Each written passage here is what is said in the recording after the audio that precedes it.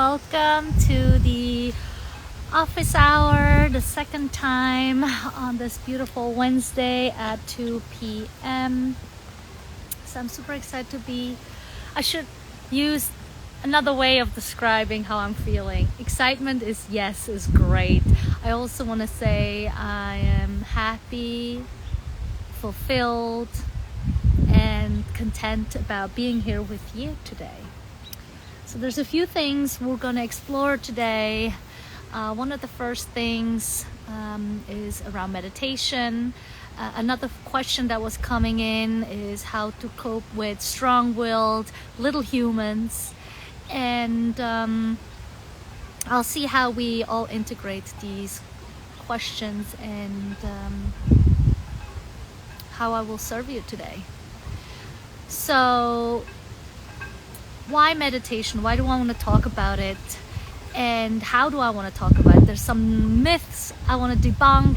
There are some ways you can integrate mindfulness into your life that suits you. And why I want to talk about it mainly is because there's been moments in conversations, including my weekly meditations, which actually is happening on Thursdays at 8:15 p.m. So tomorrow is the next one. And where these comments come up. One of the number one comments I hear around meditation, and I'm going to start right there, is, meditation feels great. I just want to be able to get rid of these thoughts and just not have any thoughts. Like, I feel like that's my goal. My goal is to meditate without thoughts. And I'm certain that if you are someone who is a meditation teacher, who's been meditating for a long time, that has explored the different components of what a meditation really makes a meditation, knows that the thoughts are not the problem. It's okay to have thoughts. The thoughts are not determining the quality or the success we have in a meditation. The actual success in a meditation is being able to be with whatever is, be it your thoughts, be it the sound, be it disturbances, be it discomfort, be it whatever is coming up during a meditation, to be okay with that. And before we can even go in more detail about how that looks like, is really to differentiate what is a meditation. That is the number one question then, right? When is it a meditation? What is a meditation? And how can meditation be integrated into my daily life? So as you noticed, my office hours are outside, but this is the second one, so I'm outside for the second time in a different place. So my office is wherever I am, and meditation is just the same way. It can be outside, it can be inside, it can be anywhere that you can bring your attention to the present moment.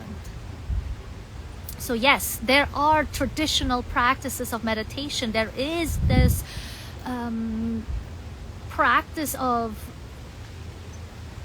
traditional practice of sitting in stillness, having a quiet room, isolated from noise, the comfort and perfect seat to sit in, be it a meditation cushion where you can sit comfortably, where there is no pain and you can just sit for hours. It could be a chair.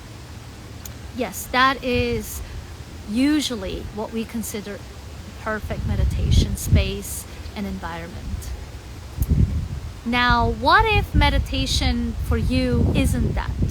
What if for you taking a daily walk in nature is meditation? What if listening to a certain sound? It could be music without words. It could be the sounds of nature. Maybe that's your meditation. Maybe exercising, sport where I'm just focused on what I am doing is your meditation. Washing the dishes, cooking a meal, being with someone, just listening and observing what are they going through, that too can be a meditation. So I just listed many different ways that we can meditate. And again, it brings it back to the present moment. Being okay with however the moment shows up. A conflict. You can be in meditation during a conflict. Noticing the emotions arising without reacting. That could be the meditation. Certainly extremely difficult. So that's why we have these traditional meditation practices where we pick a place that is isolated of sounds, where it is quiet, where we have a seat that is extremely comfortable, that provides us with perfect foundation to meditate on a regular basis.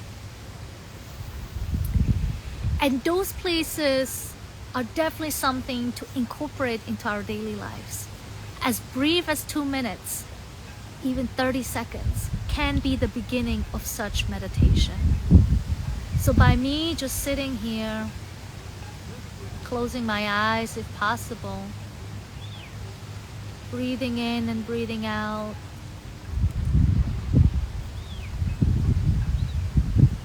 and just being present with the sounds around me, the voices I may hear, the wind that is picking up and letting go,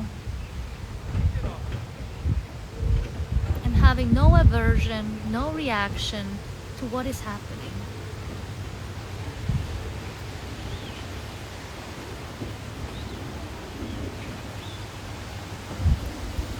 That is meditation. That is the traditional meditation that obviously practiced in a more quiet space, in a less distractive space, can be more soothing. And it can also be more difficult, because the moment things are more quiet around us, the noises inside of us get much stronger. And that's where most of the time some of those moments come up where we feel like we need to control our thoughts. We need to stop. We need to do something about that noise inside of us. We want to shut it out. But what if that will be the meditation? What if just observing our thoughts, noticing the chatter going on in my mind, becomes the meditation? The observation is the meditation, where I'm not reacting or responding. I'm just observing. I am just noticing. And without trying to make sense of what's coming up, without finding reasons or excuses to make sense of it, by just letting it be as it is, as uncomfortable it might feel in my body, I just stay. And this is why choosing different kind of meditations for ourselves are necessary, because you're not going to feel the same way every day. You might not feel the same way in your body, in your mind. Sometimes, some days, some things disturb you more than other times. It could be a chemical reaction in your body. It could be related to the weather. It could be related to the moon cycles. It could be related to your personal internal cycles. If you're a woman, your female cycles.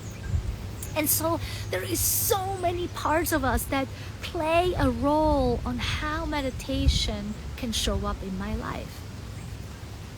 And so by slowing down the connection to our bodies, slowing down the grasping of our thoughts, trying to figure out what the answer is to our thoughts, by just letting them do its thing, connecting from one thought to the next thought to another thought, sitting with a certain thought because you're like, oh my God, yeah, why is this coming up? And asking these questions, all okay. So that really is what I want to talk about meditation. And also, something else that came up is that when we are in stillness, and depending on what experiences we had physically, our body might have a certain reaction to stillness. And that's why there's a lot of people out there that probably prefer a meditation practice that is in motion. Yoga can be a meditation. Other, ways of meditating, for example, like I said, exercising can be a meditation. And so it all depends on our relationship to our bodies. And so when we have this restlessness in our bodies, when we are in stillness, especially when we're new to the meditation practice, choose something that feels more comfortable at first. Don't push yourself to stay in discomfort and push through this urge of resistance and letting go and trying to fight it, because that will make your meditation practice extremely hard. And I'm talking for people that are starting off. And then when you have been practicing for some time, to also challenge yourself sometimes, to maybe choose a different way of seated positions. Maybe if you're usually sitting in a chair, to check out how is it in a cross-legged position. Why is it difficult? Obviously not if you're having some major, pain aspects to your knees, for example, or hips. Like, you obviously want to be mindful of how what your body is capable of. And we also want to be more explorative when our bodies are just trying to be in comfort and we just give in. And so it's really to explore these different modalities of meditation on what fits for us, and also pushing ourselves a little bit. Because if we're not trying to push a little bit and try to get to a discomforting position that isn't really like pushing through something, but like a healthy discomfort, we can grow way, way, way more. And that's what meditation really is here to help us with, is to help us grow, to help us become more in tune with what's going on in our bodies, what's going on in our minds, and really connect those two parts in that place that we're in. So the situation that I was in the other day, someone was sharing with me how they just cannot sit still. There is some past experience that they're having that urge them to really have a very strong sensation that they cannot sit still. And if there's been an experience for you for some time, then figure something out, figure ways out to maybe make it possible. Again, just to stretch that discomfort a little bit more. Because one thing that I noticed that meditation can do for me, if it's in a safe place, obviously, is to make sure I'm still evolving and growing. And that to me is really the key to why meditation, right? And if we really sit in the stillness, invite that discomfort, especially if it's nothing chronic or something that is making us feel very uncomfortable, it can expand our horizons. And so that's really what meditation can do for you. And I connected to mindfulness, that mindfulness is the bigger picture. It's the way of living. And meditation is a tool to be able to move through this way of living more in tune and more connected to oneself and more true to oneself.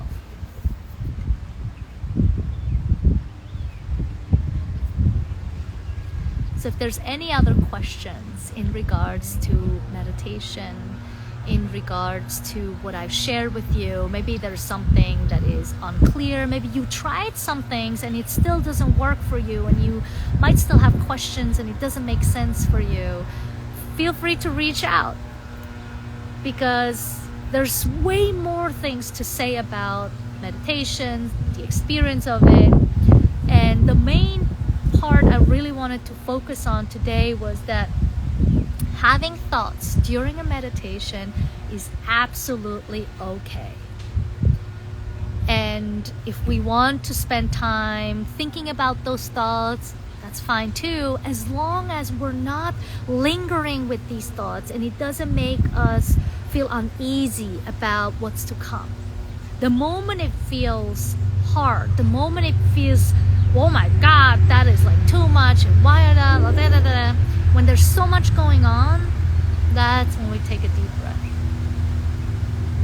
And I'm not going to talk much about the different ways to meditate, because that obviously would take a whole nother section. So I will do a different conversation around meditation and the different kinds that there are within, like you can, or here I'll just share a few things, right? So you can obviously be observant of your thoughts without getting entangled in them. That's one. The second one is focusing on your breath, that I was just saying now, that when it comes too much up here and we need to focus on something else, we can focus on our inhale and exhale. It could be a focus on our sounds, it could be a focus on sight, like if closing our eyes is extremely difficult, you obviously can open your eyes and focus on, let's say, what's happening around me, and still find stillness in my body. And if, like we said before, if being in your body in stillness is difficult and challenging, then obviously feel free to move around. And I would always try again and again to find a way to stillness in your body, because there's always this piece of us that wants us to get into safety zone, into comfort zone. And the more, and that's actually what the main purpose was of earlier, hint, is that meditation can help us move into discomfort in safety.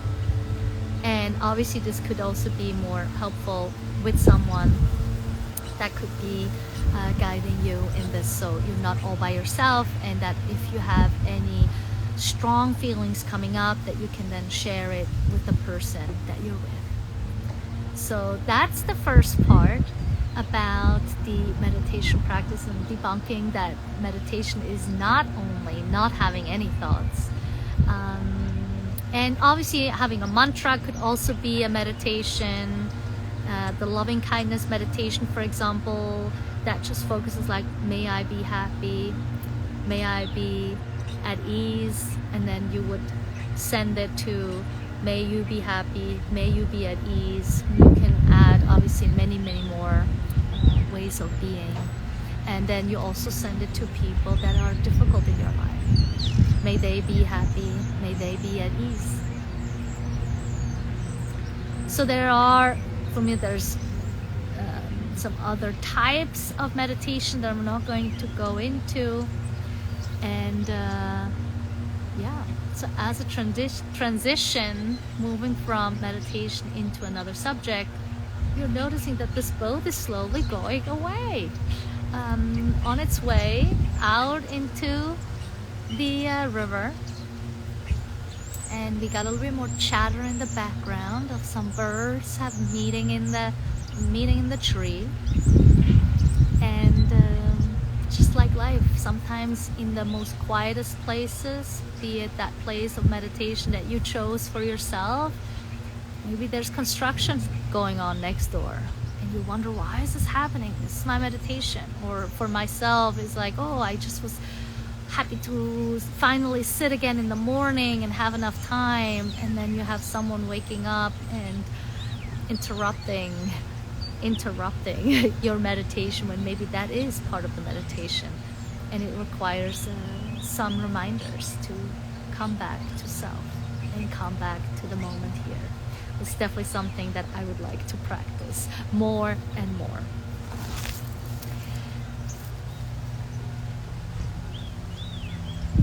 So in the second part of today's office hour, I had a question coming in around how do I cope, or how do I cope with a strong-willed child. And this question is really good. I myself have a strong-willed child. I probably was a strong-willed child growing up, and so I've learned my own lessons growing up with parents, and having my child that is strong-willed. I'm using some of my personal experience and hoping to be a good influence in my child's life as well.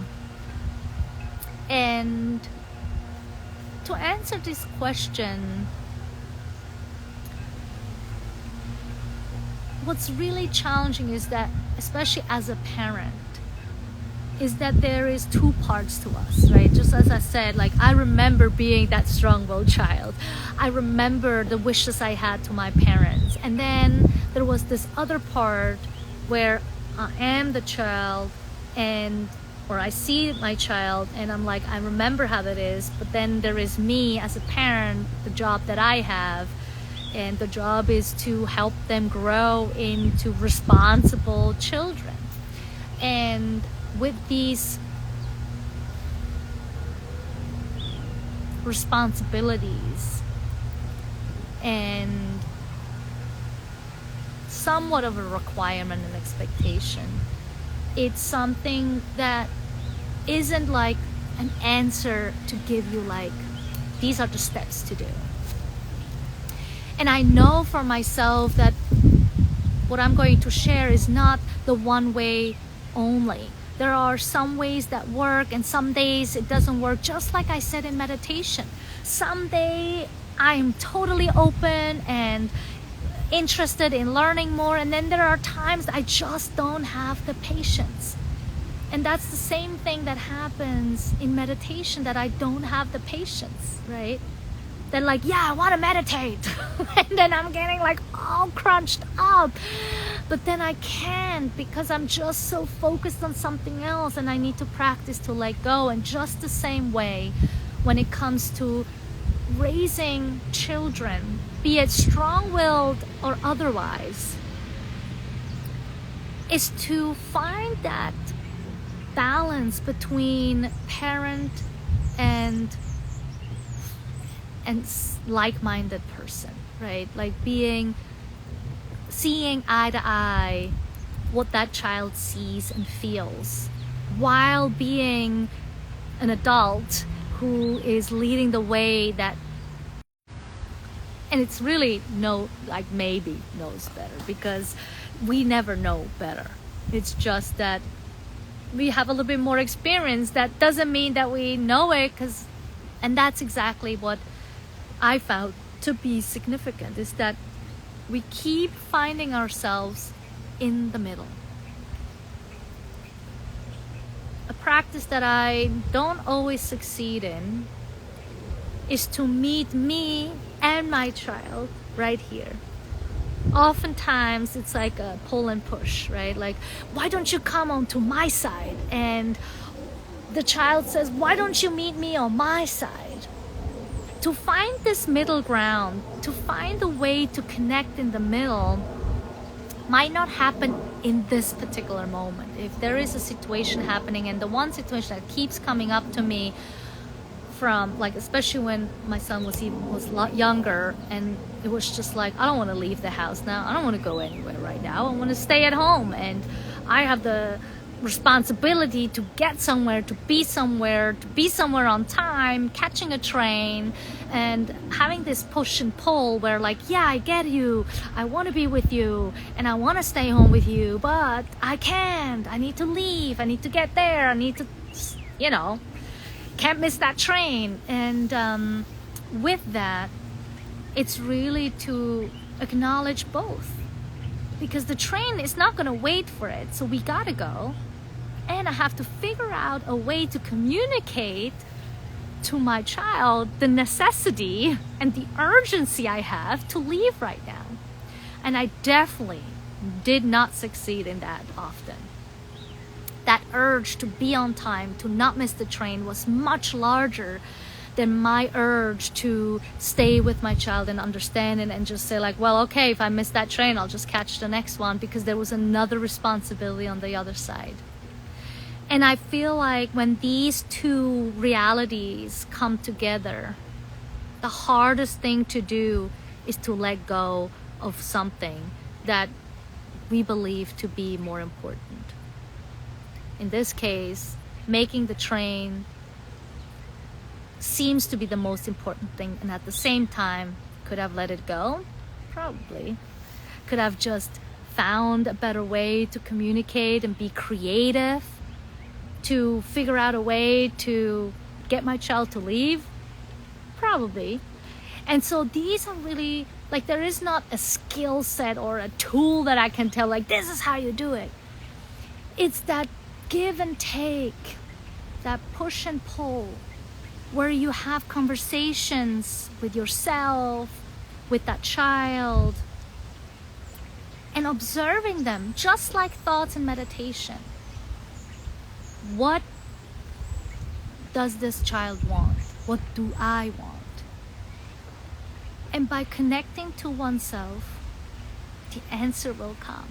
All of a sudden, you got this splendid idea. It's like, oh, let's check out if we can make the car move, or I don't know, some funny comment that they just pick up on. Like, oh yeah, that's a great idea. Like, let's see the squirrel. I see there's a squirrel sitting on that rock on a pigtail, like on his toes there. And I'm like, ooh, that would be something, right? Like, oh, let's look at that squirrel. And I'm sure a kid would be immediately drawn to a squirrel sitting on that rock. It's like, oh yeah, let's go look, right? And getting to that mindset is super hard as a grown-up, at least for me. I don't know, maybe you got it much easier than I do. And so being strong-willed is a gift. We, in this environment that we're in, we need to stay strong-willed.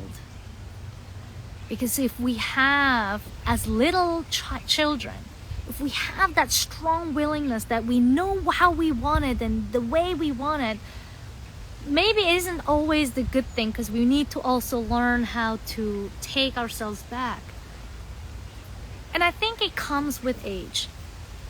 I think it does help us to understand that if your child that you're talking about is younger, under 10, that we want to emphasize and support that being. Because if we are supporting it now, if we're not suppressing it now, it will evolve into this amazing person. And if I keep that in mind while being creative in how to get their attention for the things that I want to get their attention in, we are creating a wonderful relationship. A relationship where they start seeing you in a light that you want to be seen in, and you see them in the light that they want to be seen in. And so that, to me, is a healthy engagement. And like I said, I didn't and don't always succeed in what I'm preaching. I too am practicing consistently, having conversations and making so-called mistakes that are not really mistakes. It's just that I haven't learned to know anything better than. So the only way to learn new things, new ways of being, is by letting go, accepting that we are making mistakes, accepting that we're not always going to say the right thing. And by doing that, we're allowing the other human beings, as small or large or little they are, to recognize that we all make mistakes and it's okay. And we can always meet again in the middle and conversate together and figure a better way out together. So at the end of the day, what really stands out for me is to make sure that we keep staying connected together. that even if there is an interruption of connection because I just want my way, just like a little kid probably wants to just have their way, to figure out a more creative way as an adult to bring that child into our world, and also to recognize for our strong-willed children to find a way into their world so that their skill set, their characteristics is being encouraged and supported instead of pushed down and diminished. Because if we can encourage it now, they will bloom, they will become beautiful human beings, and they will become a representation of the teachings that we have done, as well as their own teachings that they have given us. So it becomes a beautiful connection and an interrelationship between two human beings, maybe at different age levels, but seeing eye to eye. And if we can grow up like this, if we can raise each other like this, we become more human, and we can be more okay with all the other pitfalls or accidents and mistakes that are coming our way, and embrace them as part of being human and alive. So with that said, I hope that this office hour has supported you. We were talking about meditation, we were talking about how to cope with strong-willed children, and mainly it was just about being more observant, a better listener, and always focusing on a connection that we can build either to ourselves or to someone else. So thank you so much for watching. Thank you so much for being here, and let me know your thoughts in the comments. If there's anything else that you want to share, any other questions that you have, please feel free. And if you have any other questions that you want me to address in an upcoming office hour, let me know. The next one will be next week, Wednesday. It's either going to be earlier, 1:30, or it's going to be later after an appointment that I have, which could be 2:30, 3 o'clock. So stay tuned, and much love, and see you soon.